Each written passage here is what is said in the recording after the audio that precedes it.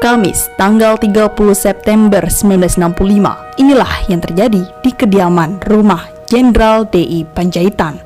Di saat kami sekeluarga sedang tidur, gerombolan tentara bersepatu lars yang tidak dikenal dipimpin 2 anggota tentara mulai menyerbu rumah kami. Selang beberapa menit setelah gerombolan tiba, Salomo terjaga dari tidurnya. Dialah yang pertama kali terbangun karena letak kamar tidurnya menghadap langsung ke arah pintu gerbang masuk. Suara gaduh dari orang-orang yang melompat, bunyi pintu gerbang yang digedor-gedor, membangunkan tidur lelap Salomo. Semula ia mengira kedua orang tuanya hendak pergi karena masih gelap. Ia mengintip mula-mula lewat pintu, tapi yang terlihat hanyalah kegelapan semata. Ia pun mencoba naik ke atas meja dan melihat keluar melalui kisi-kisi pintu.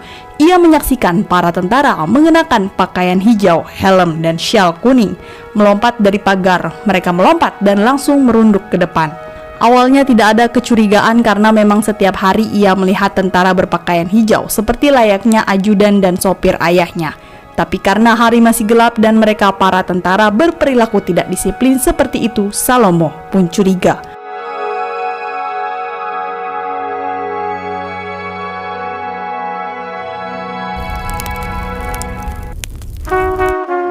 Apakah kamu tidak tahu bahwa Jawa Barat ini sudah menjadi negara Islam?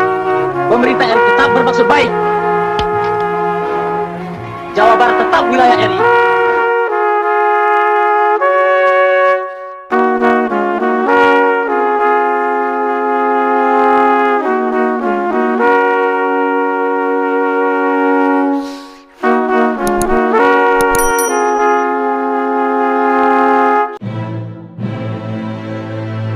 Kecurigaannya bertambah. Salomo perlahan-lahan membuka pintu kamarnya. Ternyata di ruang tengah lantai atas sudah berkumpul ayah dan ibu.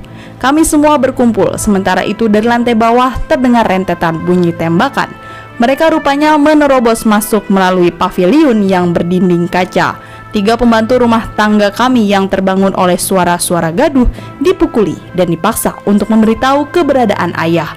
Tidak hanya itu, kebrutalan yang mereka lakukan, seorang keponakan kami yaitu Albert Naiboru dan 2 orang paman kami, Victor Naiboru dan Leleng Panjaitan yang tidur di kamar bawah, mereka hujani dengan serentetan tembakan. Dari atas kami dapat mendengar Albert berteriak, "Tulang, tulang, tulang! Aku terkena tembakan, jangan turun!" Albert dan Victor mengalami luka parah. Karena parahnya luka yang dialami Albert, setelah peristiwa usai langsung dilarikan ke rumah sakit. Setelah mengalami koma selama 5 hari, akhirnya ia meninggal dunia, tepatnya pada hari ditemukannya jenazah para jenderal.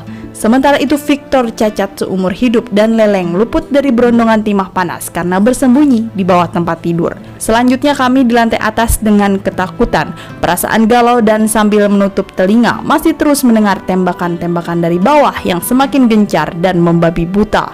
Mereka benar-benar menghambur peluru seperti layaknya orang yang sedang kerasukan setan sambil berteriak, "Cepat turun jenderal!" Lampu dan benda-benda di ruang tamu mereka bidik hingga jatuh berkeping-keping. Tidak hanya itu, baju dinas ayah yang digantung turut ditembaki hingga jatuh dan tercabik-cabik. Mereka memberondong tembakan ke segala arah. Mereka benar-benar bagaikan makhluk buas yang terbelenggu oleh bayang-bayang seram yang mereka ciptakan sendiri. Setelah penembakan yang membabi buta itu, terkumpul kurang lebih 360 butir selongsong peluru dari segala penjuru rumah kami. Sementara itu di dalam rumah, ketegangan terus meningkat. Di ruang tengah lantai bawah makin banyak kerumunan anggota berseragam hijau. Di tempat ini terdapat tangga yang mengarah ke lantai atas. Untuk mencapai posisi di mana ayah berada, sebenarnya mereka dapat menggunakan jalur ini. Namun justru mereka dihadapkan dengan beruang besar berwarna hitam yang sudah diawetkan. Beruang ini terletak tepat di awal anak tangga naik. Mereka sadar bahaya mengancam jiwa mereka. Bila mereka naik melalui tangga ini, mereka khawatir jika ayah melakukan perlawanan, mereka akan tewas diberondong peluru. Saat itu seperti ada tanda ayah akan melawan. Ayah menggantung 1 laras senjata otomatis terbaru di lantai atas yang terlihat dari bawah. Di situ ada jajaran 6 senapan yang tersimpan di sebuah lemari kaca.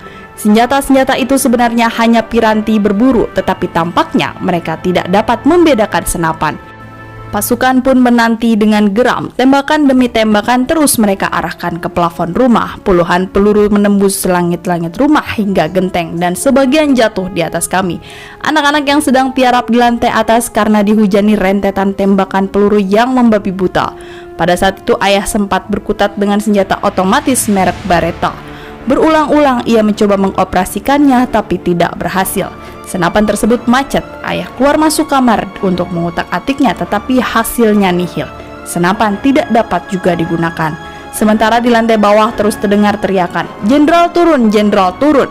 Hingga pada akhirnya sang asisten logistik Menpang AD tersebut tidak dapat menahan diri lagi dan berujar, "Kalian diperintah siapa?"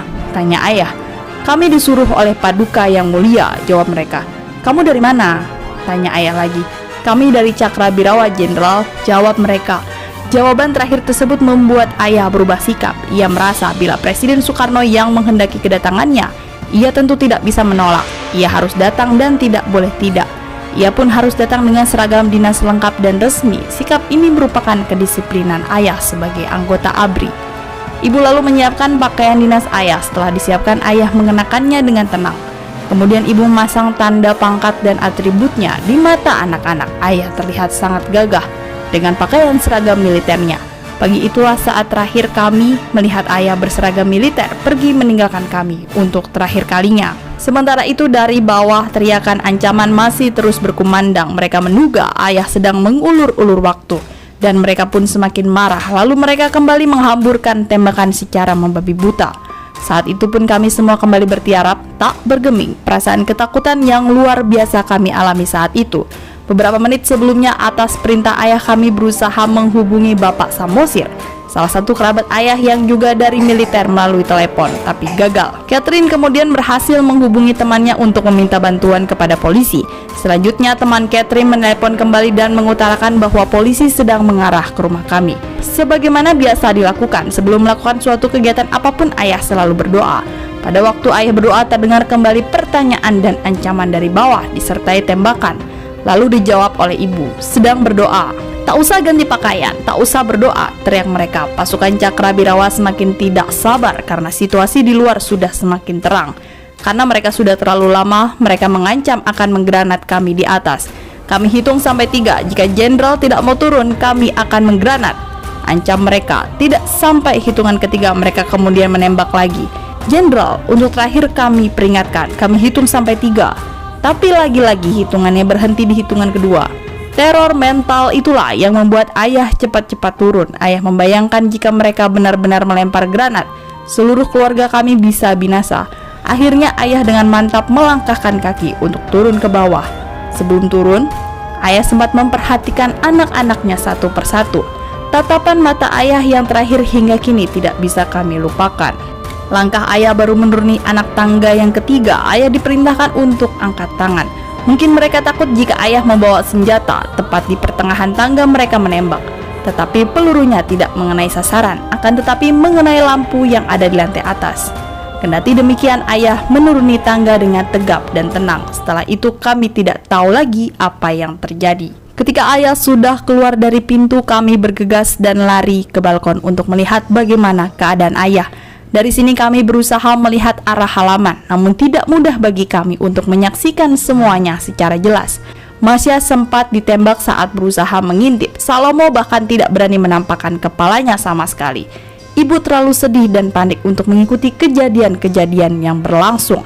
Hanya Catherine yang berhasil mengintip apa yang terjadi dengan ayah kami di luar. Ia menyaksikan bagaimana saat ayah berhadapan dengan anggota gerombolan. Anggota gerombolan ini memerintahkan ayah bersikap tegak, tapi ayah tidak memenuhi perintah itu, melainkan mengubah posisinya dalam sikap berdoa.